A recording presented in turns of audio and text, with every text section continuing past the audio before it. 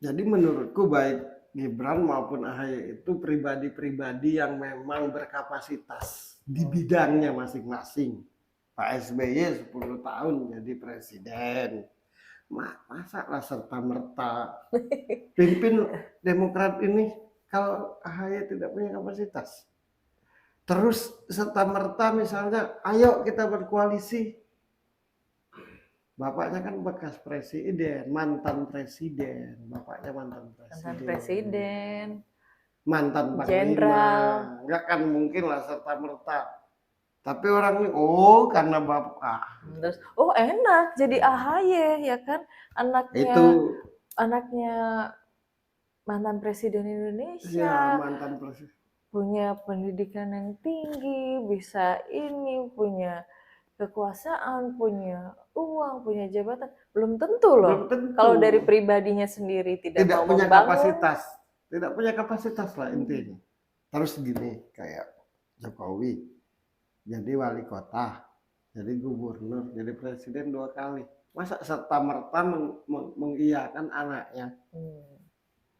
Masa tidak bisa melihat? Iya, serta-merta mengiyakan anaknya jadi wakil presiden, sementara anaknya tidak punya kapasitas. Sementara bapaknya sendiri tahu yang namanya politik. Jadi hanya orang-orang iri dengki yang tidak ngerti, yang bodoh, yang sembarang ngomong. Ya tapi kan aku ini perjalananku ini udah gini-gini, aku ini. Ya kalau mementingkan dirinya sendiri, itu ilmu itu akan bermanfaat kalau pribadinya bukan pribadi yang mementingkan dirinya sendiri.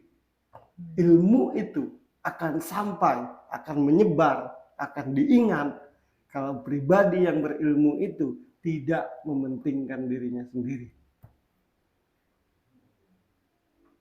Udah gitu aja. Itulah kebenarannya. Oke. Kan gitu.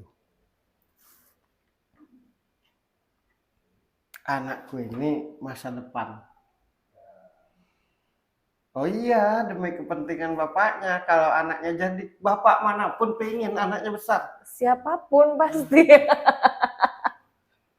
Makanya, itu udah pasti. Masa ada orang tua yang nggak pengen anaknya besar? Makanya jadi sering-sering nonton sudut pandang lah. Mudah-mudahan jadi cerdas gitu. Jadi ngerti gitu. Tapi ya itu sekali lagi pasti tidak bisa melihat karena iri dengki. Satu lagi, kenapa tidak semua pemimpin berkarisma, berwibawa, kan gitu. Dan kenapa? Gitu. Hanya ketika ada seorang pemimpin yang bisa menempatkan diri, yang bisa beradaptasi, maka karisma dan wibawanya akan keluar. Ketika dia tahu kapan dia harus ngomong dan tidak, ketika dia tahu kapan harus bersikap dan tidak, ketika dia tahu dengan siapa dia bicara, maka orang-orang seperti itu akan muncul wibawa dan karisma. Dan itu menurutku ada di AHY. Kalau dia anak muda lagi kan di Gibran. Gitu. Ini calon-calon pemimpin masa depan. Gitu. Dia tahu ketika menempatkan diri dengan orang tua. Dia tahu menempatkan diri ketika berhadapan dengan istri. Dia tahu, pokoknya dia tahu dengan siapa dan harus apa ketika berhadapan dengan orang. Itu akhirnya. Yang paling diprihatinkan ya, ketika dalam bidang apapun tidak ada lagi regenerasi. Kan tidak banyak yang seperti AHY dengan bapaknya, maksudnya orang tua yang bisa meregenerasikan anaknya, kan tidak banyak. Ya. Apa penentunya? Banyak yang jadi legend, banyak yang jadi orang besar, tapi tidak ada penerusnya gitu. Itu apa yang menentukan? Kalau yang benar-benar mimpin atau yang benar, ada dua munculnya sang pemimpin. Oke. Ada dua muncul, ada dua jalan, ada dua cara munculnya seorang pemimpin. Pertama, karena bapaknya benar-benar seorang pemimpin dan berjiwa kepemimpinan, pasti salah satu anaknya meneruskan. Nah, kalau dia mimpin tapi tidak muncul, berarti bukan. Paham? Yang kedua, karena dikehendaki Tuhan, ditunjuk Tuhan. Gitu.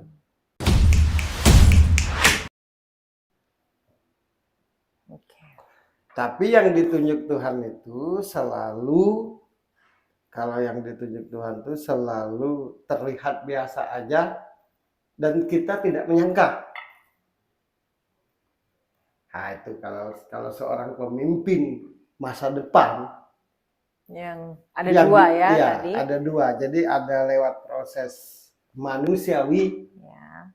Ada lewat kehendaknya langsung. Yang pertama tadi, kalau bapaknya benar-benar seorang pemimpin dan mempunyai jiwa pemimpin, pasti ada regenerasi. Salah satu anaknya. Dari anaknya, pasti itu. Yang satu lagi atas kehendaknya. Dan jalannya tuh beda. Jalan perjalanan hidupnya tuh beda. Jauh dari kata menjadi pemimpin. Ya. Kalau yang bapaknya punya jiwa kepemimpinan yang benar, pasti dari awal tuh sudah terlihat. Oh, dia anak si A, karirnya seperti ini. Ada yang kita nggak menyangka. Nah, menurutku salah satunya yang saat ini Jokowi. Jokowi ini kan anak bangsa yang menurutku kalau kita sadari kita tidak menyangka gitu. Iya. Nah, cuma tinggal kita mengakui atau tidak. Yang hatinya terang pasti mengakui. Yang hatinya gelap pasti selalu nyari kesalahan. Tapi kalau ada seorang legend, seorang pemimpin, tapi tidak ada regenerasinya, berarti dia bukan benar-benar. Atau tadinya benar-benar, tapi karena star syndrome atau puja-puji, akhirnya tanpa dia sadari, dia melenceng dari jalurnya. Oh, enak di sudut pandang ini. Semuanya kujelaskan dengan detail.